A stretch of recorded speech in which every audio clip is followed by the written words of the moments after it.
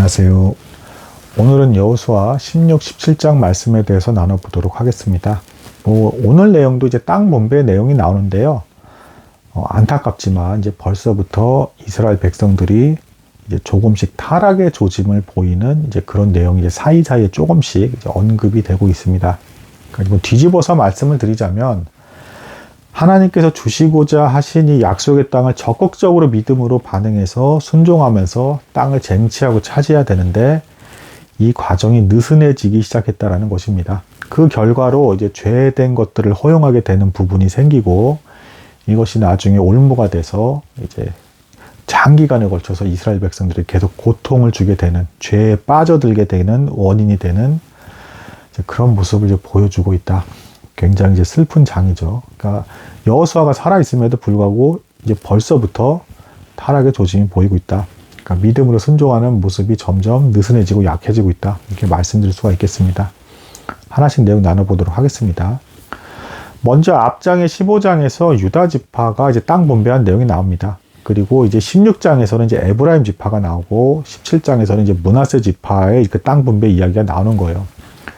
근데 참고로 여러분들 아시는 분은 아시겠지만 이제 이 에브라임과 므낫세는 요셉의 두 아들이죠. 그러니까 야곱이 축복을 할 때 요셉에게는 두 배의 복을 이제 축복을 준 겁니다. 요셉의 두 아들이 각각 지파를 이루게끔 해서 두 배의 축복을 누리게 한 거예요. 근데 여기서 이제 또 다시금 되짚어볼 부분은 뭐냐면 에브라임이 동생이고 므낫세가 형이죠. 그러니까 이제 성경에서 12지파 이야기를 할 때 보통 이제 가장 중시가 되는 지파는 기본적으로 유다 지파입니다. 왜냐하면 이제 유다 지파에서 예수 그리스도가 나시기 때문에 그런 거죠.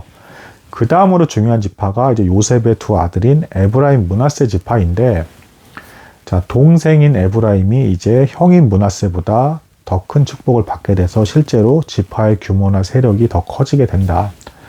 그래서 기억하실지 모르겠지만 창세기에서 이제 야곱이 이제 그 요셉의 두 아들을 축복할 때 좌수와 우수를 엇갈려서 이제 축복을 하죠.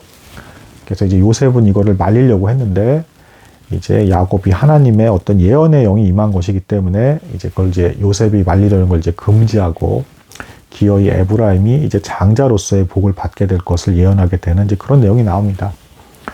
자, 이게 어떻게 이제 성취가 된 거냐면 실제로도 모습상으로도 원래 이제 민수기에서는 이제 그 므낫세 지파가 더 규모가 컸습니다. 그 므낫세 지파가 52,000명이었고 이제 그 에브라임 지파가 32,000명이었어요. 근데 17장의 이제 내용을 보시면 므낫세 지파가 절반으로 쪼개집니다. 이게 무슨 얘기냐면 요단강 동편에 이제 땅을 먼저 이제 받은 지파 중에 므낫세의 이제 절반 지파가 거기 속해 있었던 거예요. 그러니까 이제 므낫세 지파가 절반으로 쪼개지면서 에브라임 지파가 더 세력이 커지게 되고, 그래서 북이스라엘 하면 이제 대표하는 지파는 이제 에브라임 지파가 된다. 그래서 남유다, 북이스라엘 할 때 그 이스라엘의 핵심 지파는 이제 에브라임 지파가 된다. 이렇게 말씀드릴 수가 있는 것입니다. 자, 그래서 이 약속의 땅, 그러니까 요단강의 서쪽에서 므낫세 지파 중에서 자리 잡은 가문은 이제 17장에서 살펴보시면 10가문밖에 안 돼요. 그리고 에브라임 지파가 더 중요해졌기 때문에 16장에 에브라임 지파가 기록되어 있고 뒤에서 이제 17장에 므낫세 지파가 이제 기록이 되어 있다. 이렇게 이제 순서상이, 그러니까 중요도로 이제 기록되어 있는 거죠. 그러니까 15장에서 유다 지파, 16장에서 에브라임 지파, 그다음에 17장에서 므낫세 지파, 이렇게 됐다라는 거. 그리고 그 에브라임 지파가 동생임에도 앞서게 되었다. 야곱도 동생인데 장자권을 받게 되었죠. 에서의 동생인데. 이것은 다시 한번 말씀을 드리자면 인간의 상식으로는 가문에서 장자가 하나님의 축복을 받는 게 상식적이고 법칙처럼 느껴질지 모르겠지만 하나님의 입장에서는 얼마든지 하나님께서 기뻐하시는 자를 놀라운 섭리 가운데서 그를 축복하고 인간의 상식을 깨면서까지도 선택해서 복을 주시고자 하는 자에게 복을 주신다라는 하나님의 주권의 어떤 그 능력을 살펴볼 수 있는 사건이다. 이렇게 말씀드릴 수가 있겠습니다. 자, 여기서 이제 에브라임 지파 16장에서부터인데 사실은 벌써부터 이제 어떤 게 있냐면 유다 지파 비교할 때 벌써 기록 자체가 성읍이나 이제 그 도시 위치가 상세하게 기록되어 있지 않아요. 뭔가 그러니까 유다 지파의 영광에 비해서 조금 어딘가 축소되는 듯한 느낌이 있고, 물론 그 원인은 이제 대략적으로 추측을 하자면 그 에브라임 지파의 지휘관들이 이제 그 구체적인 성읍이나 이런 거를 제비 뽑아서 가문별로 나누려고 할 때 이거를 여호수아에게 전임해서 맡겼던 것으로 이제 보입니다. 그래서 보고 자체를 안 했기 때문에 여호수아의 주도 하에서 가문별로 지파의 땅이 나눠진 것으로 추정이 되는데, 이게 안타까운 게 이제 뭐냐면, 이제 17장 후반부에서도 보면 이제 에브라임 므낫세 지파가 적극적으로 믿음으로 자신들이 알아서 막 개척해서 땅을 넓히려는 생각은 갖지 않고 자꾸 여호수아에게 뭔가 요청하면서 뭔가 해주길 바라는 그런 모습이 보여집니다. 그러니까 소극적인 어떤 그 순종의 자세의 모습이 벌써부터 보여지는 것이죠. 18장에 가시면 남은 7지파, 그러니까 유다 지파와 이제 에브라임 므낫세 지파를 제한 남은 7지파에 대해서는 아예 여호수아가 너희가 언제까지 이러고 있을 거냐라고 하면서 이제 책망하는 내용까지 나와요. 그러니까 벌써부터 지금 분위기 자체가 이 제비를 뽑고 하는 과정 속에서 이스라엘 백성들이 약속의 땅을 적극적으로 차지하려고 하는 모습이 상실되고 느슨해지기 시작을 했다. 자, 그래도 실제로 16장, 17장 두 장에 걸쳐서 짧지만 무서운 내용이 그 본문에 들어가 있습니다. 뭐냐면 에브라임 지파도 그랬고 므낫세 지파도 그랬는데 자신들의 영지 안에 있는 가나안 족속의 일부를 제거하지 않았다. 제거하지 않고 종으로 삼아서 세금을 받고 노역을 부렸다라는 내용이 나와요. 에브라임, 므낫세 지파 둘 다. 16, 17장의 내용을 살펴보시면 이 에브라임과 므낫세 지파는 다른 지파들보다 굉장히 잘 연합이 되고 굉장히 가까웠던 것으로 보입니다. 왜냐하면 같은 아버지 요셉의 지파의 이제 두 아들이기도 했고, 요셉의 두 아들이기도 했고, 또한 야곱 때에 올라간다 하더라도 이제 야곱의 둘째 아내, 그러니까 라헬. 그러니까 야곱이 라헬을 유독 더 사랑을 했죠. 그 라헬의 장자가 요셉이었기 때문에 그 요셉의 그 두 아들 에브라임과 므낫세는 가까울 수밖에 없었다. 그래서 본문 내용에 보면 좀 신기한 본문 내용이 어떤 게 있냐면 므낫세 지파의 땅인데 거기에 일부 도시와 성읍이 에브라임 지파를 위해서 준비되어 있었다. 뭐 이런 내용이 나와요.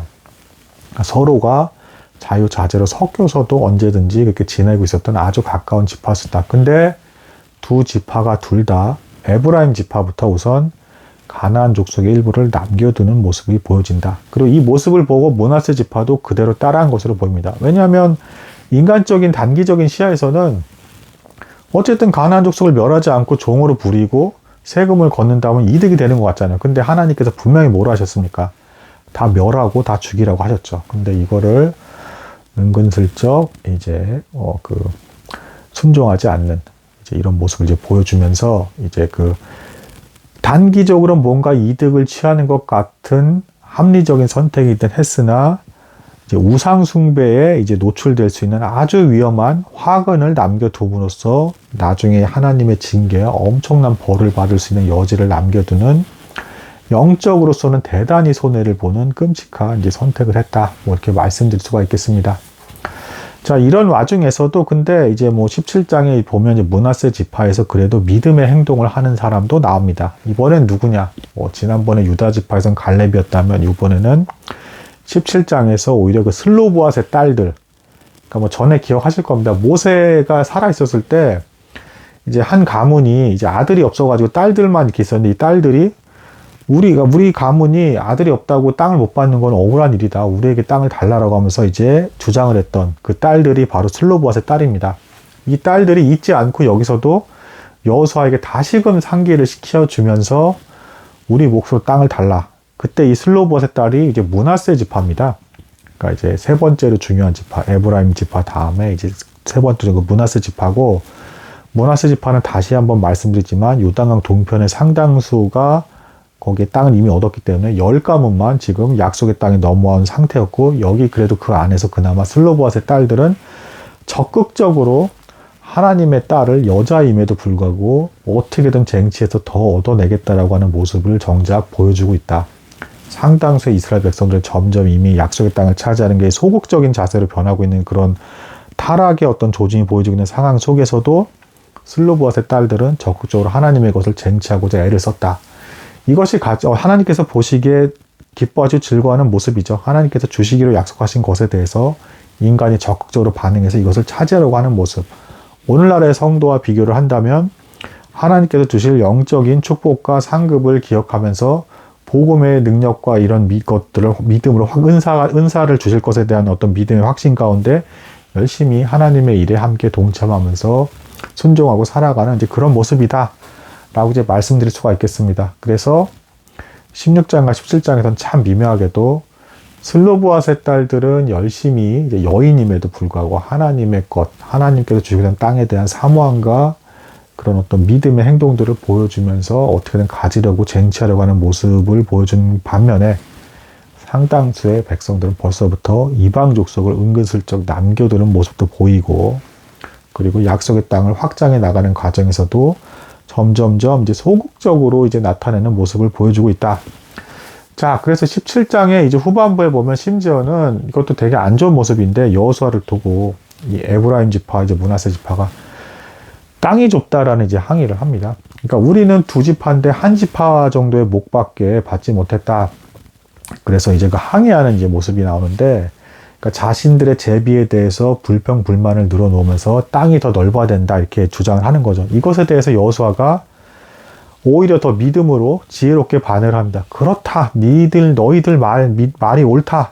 그래, 믿음으로 뭐 이 지역과 이 골짜기와 이 지역이 개척이 안 된 부분이 있으니까 너희가 하나님께서 도우실 것이기 때문에 나가서 싸워서 쟁취해라 이 말을 합니다. 여호수아가 너희들 말이 옳다라고 하면서 땅을 넓혀라. 믿음으로 나가서 싸워라. 그리고 개척되지 않은 부분은 너희가 개척을 해라 라는 이 얘기를 합니다. 그랬더니 이제 벌써부터 이제 에브라임 지파가 그 개척하고자 하는 그 지역에 일부 이제 그 이민족 중에 철병거를 이제 사용하는 끔찍한 그 족속이 있다. 여기를 이기기가 너무 어렵지 않냐라고 하면서 이제 하나님께서 주신다고 말씀해 주신 땅의 영역임에도 불구하고 이제 불신의 모습을 보여주는 부분이 나옵니다. 참고로 이 철병거가 이때 이방 족속이 타고 다니는 그 철병거에 바퀴 양쪽에 휠에 이제 그 굉장히 날카로운 그 칼 같은 게 달려 있어가지고 이렇게 지나가면 그 옆에 있는 사람들이 다 이제 다리나 이런 어떤 신체 기관이 잘려 나가게 되는 끔찍한 그런 철병거였다라고 그래요. 그러니까 눈에 보이기엔 너무 무서워 보이는 것이죠. 근데 이게 누구랑 대조가 됩니까?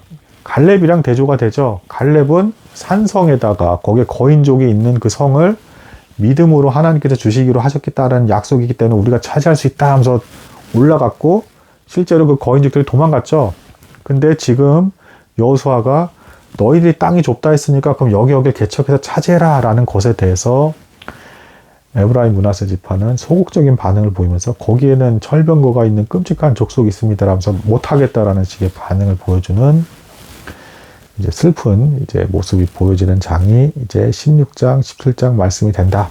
참고로 이렇게 자기 신이 뽑은 제비에 대해서 불평, 불만을 늘어놓는 이 모습이 이제 유다서의 1장, 16장에 보면 이제 불평, 불만하는 자라는 이제 신약의 그 표현인데 이제 이 어원성으로 동일한 단어를 씁니다. 그러면서 자신의 제비에 대해서 만족하지 못하고 불평하는 자가 유다서 1장, 16장에서 나오는 그 불평하는 자와 일치합니다. 그러니까 하나님께 주신 땅에 대해서 자기가 믿음으로 적극적으로 확장할 생각은 없으면서 그 몫에 대해서는 뭔가 불만을 갖고 더 커지기를 바라는 욕심만 있는 상태를 이제 유다서에서는 불평하는 자다라고 해서 구약 시대에 있던 그 사건을 근거로 해서 그렇게 비유적으로 이제 표현을 하고 있다. 뭐 이렇게까지 말씀드릴 수가 있겠습니다. 오늘은 이제 여기까지 나누도록 하겠습니다. 감사합니다.